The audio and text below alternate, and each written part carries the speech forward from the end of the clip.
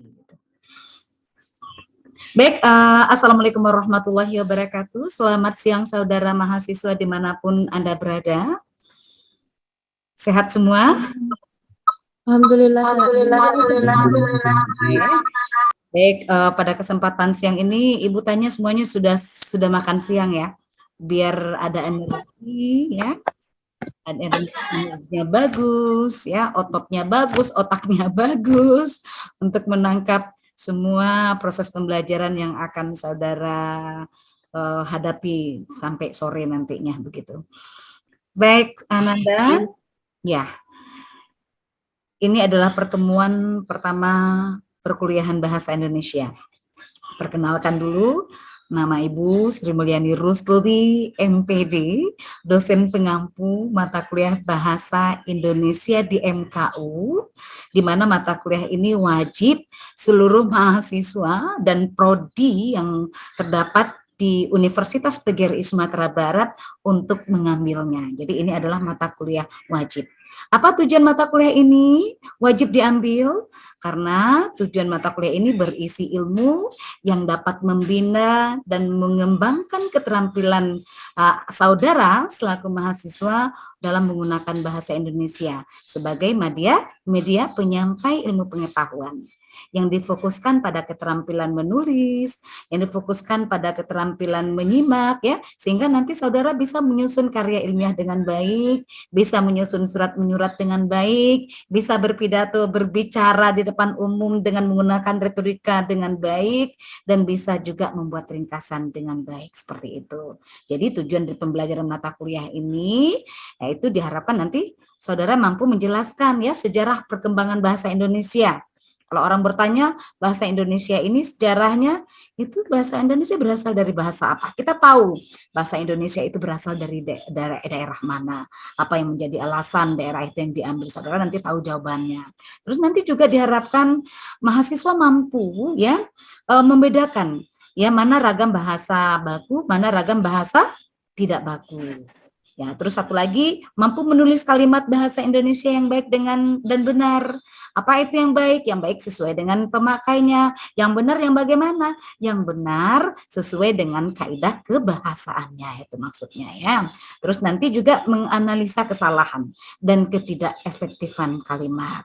Terus mampu menulis paragraf yang terpadu, satu padu, terstruktur dengan baik.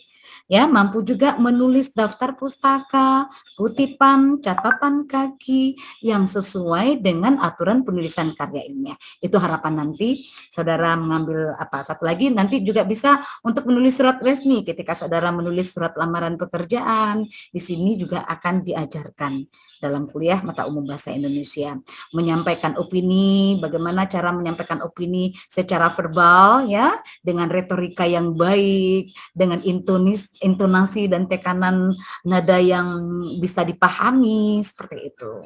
Dan juga nanti bisa menghargai pendapat orang lain ketika diskusi, berbahasa Indonesia yang baik dan benar sesuai dengan situasi dan kondisi. Itu harapannya nanti dalam perkuliahan bahasa Indonesia ini.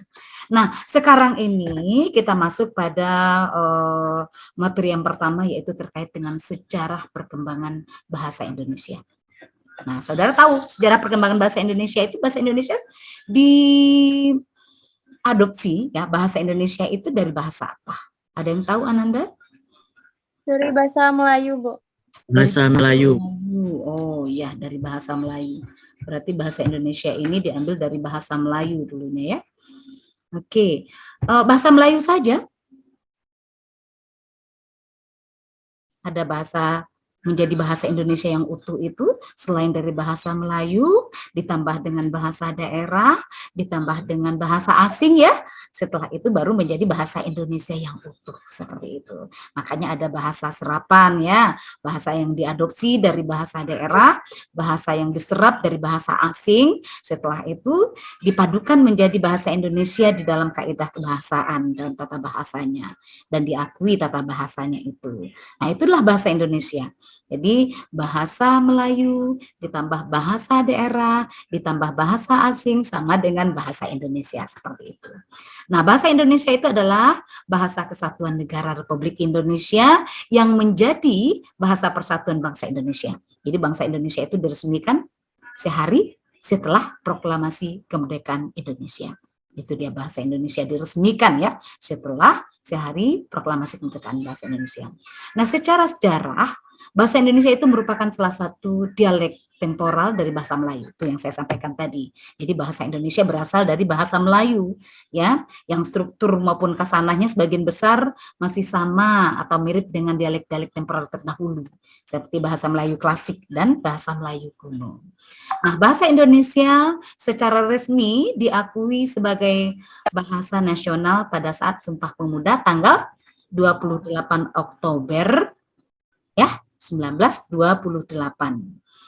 Nah, sejarah perkembangan bahasa Indonesia pada masa pra kemerdekaan dan pasca, di mana pada dasarnya bahasa Indonesia itu kan berasal dari bahasa Melayu, ya. Pada zaman Sriwijaya, bahasa Melayu dipakai sebagai bahasa penghubung antar suku di Nusantara dan sebagai bahasa yang digunakan dalam perdagangan. Ya, pada zaman dulu bahasa Melayu itu yang digunakan sebagai bahasa antar suku, sebagai bahasa perdagangan. Nah, jadi ada 4 faktor. Kenapa bahasa Indonesia ini diterima, diakui atau diangkat, diambil, ya disetujui untuk menjadi bahasa Indonesia? Ada 4 hal, ada 4 faktor. Yang pertama, bahasa Melayu itu ya, coba perhatikan bahasa Melayu itu sudah merupakan lingua franca di Indonesia. Jadi intinya bahasa perhubungan atau bahasa perdagangan pada saat itu. Jadi zaman dulu kalau berdagang ya baik itu antar suku, antar daerah, antar negara itu menggunakan bahasa Melayu ya ketika mereka berkomunikasi. Jadi bahasa Melayu sejak zaman dulu sudah digunakan bahasa perdagangan ya.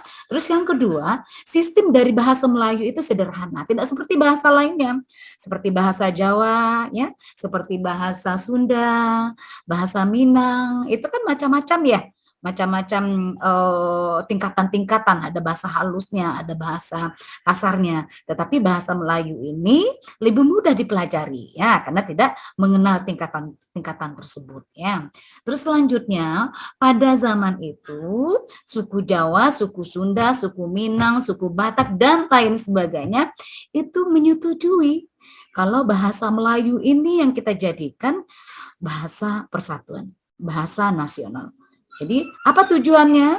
Karena ya tadi alasan yang tadi lebih mudah, ya lebih sederhana. Di samping itu bahasa Melayu sudah digunakan sejak zaman dulu untuk bahasa perdagangan, itu yang menjadi alasan.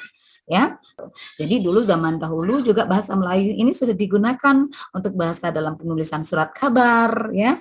Kalau surat kabar di Jakarta, surat kabar di Sumatera Barat itu dan di Padang khususnya Bintang Kecil itu sudah menggunakan bahasa Melayu dan juga di bahasa sastra ya kesastraan juga sudah menggunakan bahasa Melayu.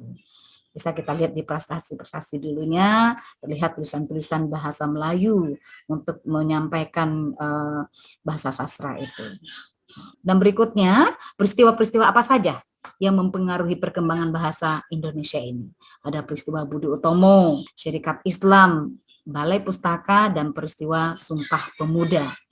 Nah, perkembangan bahasa Indonesia, munculnya bahasa media, ya, media massa atau bahasa pers. Yang pertama itu bertambahnya jumlah kata-kata, singkatan, akronim. Jadi munculnya bahasa pers itu ada bahasa-bahasa yang diambil dari bahasa asing ya.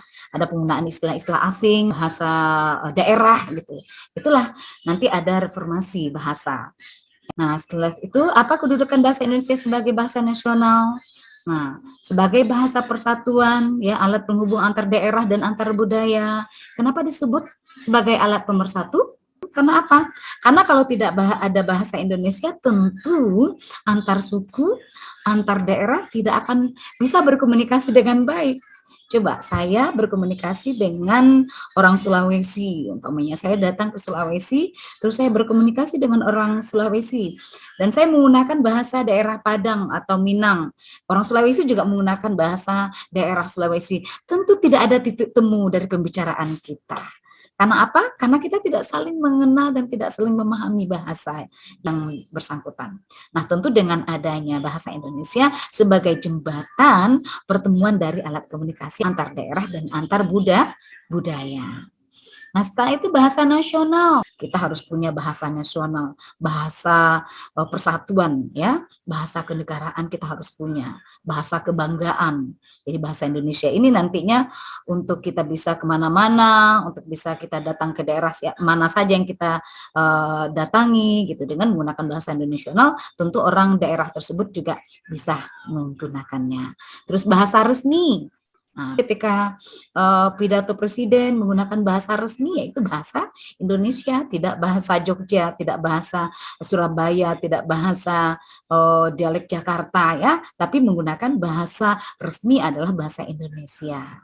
Ya, begitu juga ketika Ibu kuliah seperti ini menggunakan bahasa resmi, tidak menggunakan bahasa Padang, bahasa Minang, bahasa Pasaman, atau bahasa daerah lainnya. Jadi menggunakan bahasa resmi, itu bahasa persatuan, bahasa Indonesia. Dan bahasa budaya, bahasa ilmu. Kenapa disebut dengan bahasa budaya? Karena bahasa ini yang nantinya akan menyebarkan budaya.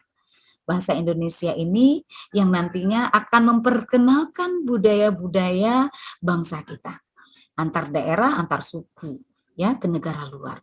Dan disebut dengan bahasa ilmu, ladang ilmu. Karena kenapa disebut bahasa ilmu? Karena dari seluruh bidang ilmu, ya, dari seluruh bidang ilmu wajib mengenal bahasa Indonesia. Kenapa begitu? Mau itu bahasa Inggris, mau itu bidang ilmu teknik, matematika, tetap menggunakan bahasa Indonesia, ya.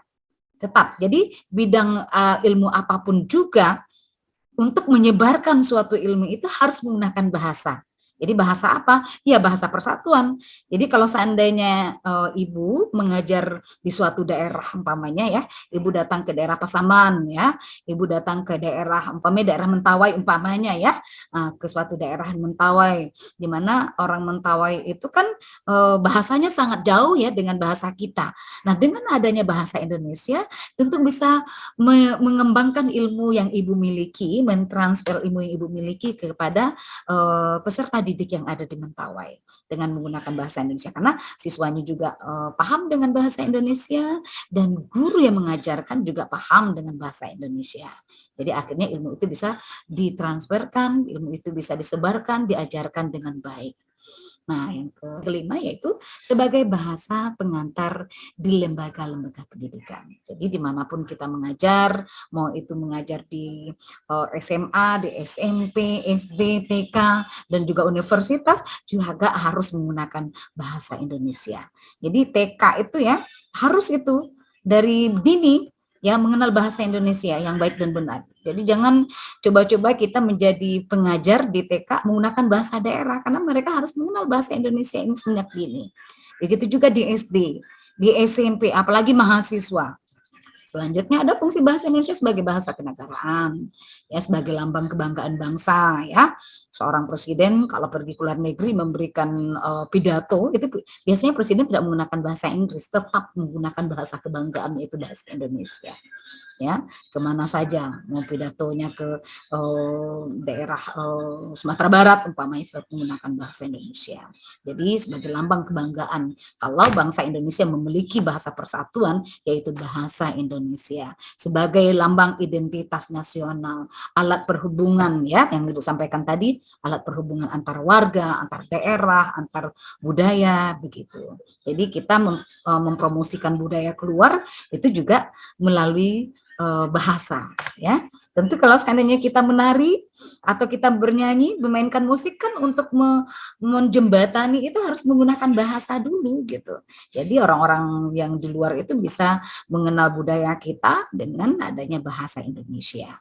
Jadi alat yang memungkinkan penyatuan berbagai suku, bangsa dengan latar belakang sosial budaya dan bahasanya masing-masing ke dalam kesatuan kebangsaan Indonesia. Jadi dengan adanya bahasa Indonesia ini ada rasa, ya, rasa dalam diri kita, ada yang muncul jiwa nasionalisme kita, gitu. Kalau kita adalah satu, walaupun berbeda-beda suku, berbeda-beda budaya, berbeda-beda daerah, tetapi kita memiliki bahasa yang sama, yaitu bahasa Indonesia. Dan juga bahasa Indonesia ini salah satu, kenapa bahasa Indonesia disebut sebagai tonggak lahirnya kemerdekaan bangsa. Pada zaman dahulu, kalau tidak ada bahasa Indonesia, tentu kemerdekaan bangsa ini tidak akan terwujud. Kenapa? Kalau kita punya semangat, ya, para pemuda itu punya semangat, tetapi dia tidak bisa menyampaikan visi dan misi dalam diri untuk meraih kemerdekaan, tentu seperti bisu barasian. Tahu nggak bisu barasian? Ada yang ingin menyampaikan inspirasinya, yuk kita pemuda-pemudi bangsa Indonesia, ayo kita lawan penjajah, ayo kita raih kemerdekaan. Untuk menyampaikan visi dan misi itu tentu harus ada bahasa. Iya kan, untuk menyatukan semua suku dari berbagai daerah itu tentu harus menggunakan bahasa. Nah, itu gunanya bahasa Indonesia. Makanya bahasa Indonesia itu disebut sebagai tonggak lahirnya kemerdekaan bangsa. Karena dengan adanya bahasa itu visi dan misi kita tersampaikan, maksud dan tujuan kita untuk merebut kemerdekaan itu tersampaikan, semangat juang kita ada. Karena sama-sama memiliki maksud yang sama untuk meraih kemerdekaan bangsa, seperti itu. Mungkin untuk sejarah perkembangan bahasa Indonesia, materinya sampai di sini dulu. Nah, untuk mengetahui apakah saudara menyimak atau tidak apa yang Ibu sampaikan, karena dalam bahasa Indonesia kita harus menguasai 4 aspek itu. Yang pertama, aspek menyimaknya harus bagus, ya. Aspek berbicaranya harus bagus, ya. Aspek membacanya harus bagus, dan aspek menulisnya harus bagus. Nah, sekarang di saat Ibu berbicara, saudara tentu menyimak. Apakah saudara menyimak atau tidaknya? Nah, coba Ibu tes, ya. Ibu tes dulu. Yang Ibu sampaikan tadi kira-kira saudara bisa mengingatnya, ya. Saudara bisa menyimak tidak dengan baik. Tidak boleh menggunakan bahasa buku, ya sayang, ya. Jangan menggunakan bahasa buku, gunakan logikanya untuk menjawab pertanyaan Ibu, karena pertanyaan Ibu juga berdasarkan logika. Oke, baik, coba simak, ya. Dari uraian Ibu tadi terkait dengan perkembangan bahasa Indonesia, ya, sejarah perkembangan bahasa Indonesia. Tadi Ibu sudah sampaikan bagaimana perkembangan bahasa Indonesia pada masa prakemerdekaan, ya. Terus masa pasca kemerdekaan seperti itu, dan juga apa saja peristiwa-peristiwa yang mempengaruhi, ya. Terus perkembangan bahasa Indonesia di masa reformasi dan kedudukan bahasa Indonesia sebagai bahasa nasional serta kedudukan bahasa Indonesia sebagai bahasa kenegaraan. Tentu saudara sudah mendengar dan menyimak apa yang Ibu sampaikan. Nah, sekarang yang jadi pertanyaan, kita cuma mengulang saja. Apakah saudara betul-betul menyimak? Kenapa? Alasan, ya, menjadi alasan. Ini logika, ya, jangan lihat di buku, ya. Alasan kenapa bahasa Melayu ini diterima menjadi bahasa nasional, bahasa kenegaraan atau bahasa nasional kita. Apa yang menjadi alasannya? Alasan kuat. Silakan, saudara, bisa menjawab pertanyaan Ibu. Ayo, ayo, ayo, ayo. Ibu rasa penjelasannya sudah detail, sudah jelas, ya, dan Ibu sengaja tidak terlalu banyak memberikan materi biar saudara bisa memahami materi yang Ibu batasi, ya, biar bisa memahami materi yang sedikit ini. Dan nanti kita coba evaluasi, kira-kira paham tidak, menyimak tidak apa materi yang Ibu sampaikan tadi. Sejauh mana pemahaman saudara, ya, tentang materi yang Ibu uraikan. Afdalita, coba Afdalita. Afdalita coba jawab. Coba saja jawab. Baik, Bu. Kalau pendapat saya, karena bahasa Melayu itu sistemnya yang sangat sederhana, karena dapat dipahami. Iya, benar. Dan, ya, oke. Siapa lagi yang bisa menyempurnakan jawaban dari Afdalita? Siapa lagi, sayang? Nah, Ibu tunjuk lagi, ya. Raski, ya. Raski Afdi. Raski Afdi, coba Raski. Coba logikanya dimainkan. Sebagai mahasiswa, itu beda dengan siswa. Kalau mahasiswa berarti logika, wawasannya dan logikanya lebih luas gitu. Coba Raski Afdi. Menurut Anda, bahasa Melayu itu adalah bahasa yang mudah dipahami, Bu. Ya, bahasa Melayu mudah dipahami, betul. Ya. Untuk berkomunikasi antara sesama, misalkan antara teman yang beda daerah atau beda kampung, bisa menggunakan bahasa Melayu karena bahasa Melayu itu lebih sederhana dan lebih mudah untuk dipahami, Bu. Ya. Contohnya saja, seperti dalam dunia perdagangan, pada zaman dahulu mereka sudah menggunakan bahasa Melayu dan juga pada pembuatan surat kabar mereka sudah menggunakan bahasa Melayu juga, Bu. Mungkin itu jawaban Ananda. Oke, Sekian, itu kan luar biasa jawabannya. Beri A+ dulu lah untuknya Rizky ya. Berarti berani menjawab, ternyata jawabannya benar. Iya, bahasa Melayu itu ya, memang bahasa Melayu itu lebih gampang, lebih mudah dipahami karena bahasanya tidak bertingkat-tingkat, tidak ada bahasa halus dan tidak ada bahasa kasarnya. Dan juga bahasa Melayu itu sudah digunakan pada masa perhubungan antar budaya dulunya, bahasa perdagangan begitu. Nah, untuk pertanyaan berikut ya, ada satu pertanyaan lagi. Ini kalau menyimak ini pasti tahu. Nah, kita main logika saja sebetulnya untuk mengasah sejauh mana keterampilan berbahasa saudara. Dalam pemilihan diksinya, retorikanya, intonasinya, Ibu ingin tahu. Nah, yang Ibu tanyakan di sini, kenapa bahasa Indonesia disebut sebagai tonggak lahirnya kemerdekaan bangsa? Ayo angkat tangan. Siapa yang angkat tangan ya, akan diberikan nilai. Ibu berikan poin bintangnya. Ayo. Tadi sudah Ibu ulas juga ya. Bahasa Indonesia disebut sebagai tonggak lahirnya kemerdekaan bangsa. Nah, alasannya begini. Ya kan? Nah, siapa masih ingat?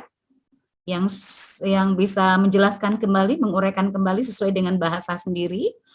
Kenapa bahasa Indonesia itu disebut sebagai tonggak lahirnya kemerdekaan bangsa? Apa alasannya? Begitu. Mungkin Nova tahu ya, Nova Sofia Anita, silakan Nova. Silakan Nova, coba aja dulu.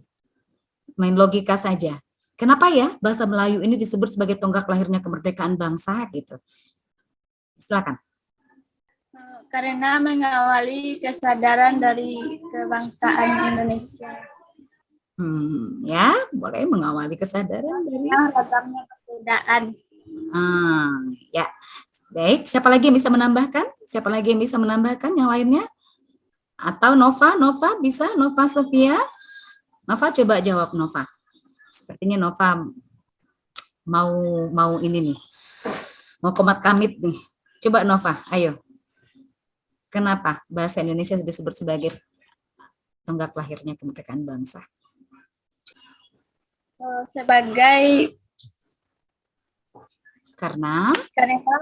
Karena mengawali kesadaran kebangsaan di tengah-tengah ragamnya perbedaan. Mengawali ya. Oke, siapa lagi yang lebih menguatkan? Siapa kira-kira menambahkan dari pendapat berapa temannya? Siapa lagi? Itu logikanya harus dimainkan. Kenapa ya bahasa Indonesia ini sebagai tonggak lahirnya kemerdekaan bangsa? Kalau nggak ada bahasa Indonesia berarti kemerdekaan tidak bisa teraih juga. Kenapa? Apa yang menjadi alasannya? Kan begitu ya. Coba sayang. Dan mohon kesediaannya untuk buka kamera ya. Sayang jangan ditutup kameranya. Ini soft skill-nya bisa dinilai dari ini. Sudah harus buka kamera. Kalau dosennya membuka kamera, mahasiswa juga harus membuka kamera. Silakan.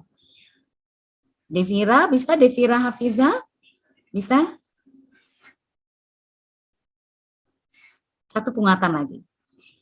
Arifal, bisa Arifal? Arifal, ketawa-ketawa. Arifal Beni Sanjaya, silakan Arifal. Bu. Silakan. Ya, Bu. Kenapa alasannya? Ya, apa yang menjadi alasan bahasa Indonesia itu disebut sebagai tonggak lahirnya kemerdekaan bangsa? Apa alasannya? Menurut Arifal gimana? Coba. Menurut Arifal itu tuh menjadi tonggak tuh karena sesuai dengan isi Sumpah Pemuda, Bu. Karena bahasa Indonesia adalah bahasa persatuan, sehingga membangun semangat para pemuda. Betul. Jadi mana namanya? Ya, itu udah betul. Ya, sempurnakan kalimatnya. Tunggu, Bu. Ada di buku, Bu. Bentar, Bu. Logika saja. Ya, kan itu ya, menurutnya kita bisa memainkan. Itu, Bu. Ya. Sesuai karena sesuai dengan isi Sumpah Pemuda itu, Bu. Ya. Bahasa Indonesia adalah bahasa persatuan, sehingga gimana ini? Dengan adanya bahasa Indonesia, nah itu awalnya. Dengan adanya bahasa Indonesia, tentu bisa tersampaikan aspirasi, inspirasi, ya kan? Visi dan misi yang selama ini terpendam untuk mencapai kemerdekaan. Jadi apa maksud ya, maksud dan tujuan dalam diri kita itu bisa tersampaikan. Ya enggak, umpamanya kita ingin menyampaikan sesuatu kepada kawan, sementara kawan ini bahasanya berbeda dengan kita. Ya kan, contohnya kita mau menyampaikan sesuatu, tetapi ternyata kawan ini memiliki bahasa yang berbeda, dia dari Mentawai. Kalau seandainya tidak ada bahasa Indonesia, tentu tidak akan tercapai. Ya, apa yang kita sampaikan itu tidak akan terwujud, apa yang kita sampaikan, apa yang kita inginkan itu, karena kita tidak memiliki bahasa yang sama. Tapi dengan adanya bahasa persatuan tadi, dengan adanya bahasa yang sama ini, maksud dan tujuan kita tentu bisa tercapai, bisa terwujud. Umpamanya keinginan kita untuk meraih kemerdekaan dengan cara ini, ya, dengan semangat ini, semangat juang ini, ya, dengan strategi ini, kita sampaikan ke pemuda-pemuda di luar daerah, ya, yang berbeda daerah, berbeda suku, berbeda budaya, begitu. Nah, dengan menggunakan bahasa Indonesia, dengan hadirnya bahasa Indonesia itu sudah dapat menyampaikan inspirasi, aspirasi kita untuk meraih kemerdekaan itu. Makanya disebut bahasa Indonesia itu sebagai tonggaknya dulu, jembatan untuk meraih kemerdekaan itu. Kalau tidak ada bahasa Indonesia, apapun yang kita inginkan, apapun yang kita tuju tidak akan bisa terwujud dengan baik, tidak bisa terungkap dengan baik, termasuk dengan meraih kemerdekaan ini. Tentu dengan adanya bahasa, semangat juang, ya, semangat juang dari pemuda-pemudi itu bisa terrealisasi dengan meraih kemerdekaan bangsa itu. Jadi bahasa Indonesia disebut sebagai tonggak lahirnya kemerdekaan bangsa. Baik, saudara mahasiswa yang Ibu banggakan, sampai di sini dulu perkuliahan ya hari ini yang dapat Ibu sampaikan terkait dengan sejarah perkembangan bahasa Indonesia. Mudah-mudahan apa yang Ibu uraikan tadi memberikan penambahan ilmu untuk saudara ke depannya dan bisa menggunakan bahasa lebih baik lagi, lebih cerdas dan cermat lagi. Dan untuk itu sedikit mengingatkan kembali terkait dengan tugas sudah Ibu kirimkan melalui e-learning. Silakan saudara nanti kirimkan jawabannya juga ke e-learning Rabu pukul 20 waktu Indonesia Barat, ya. Jadi semuanya sudah terkirimkan. Baik, terima kasih atas perhatian dan kerjasamanya. Kita akhiri saja perkuliahan hari ini. Assalamualaikum warahmatullahi wabarakatuh. Waalaikumsalam warahmatullahi wabarakatuh. Terima kasih.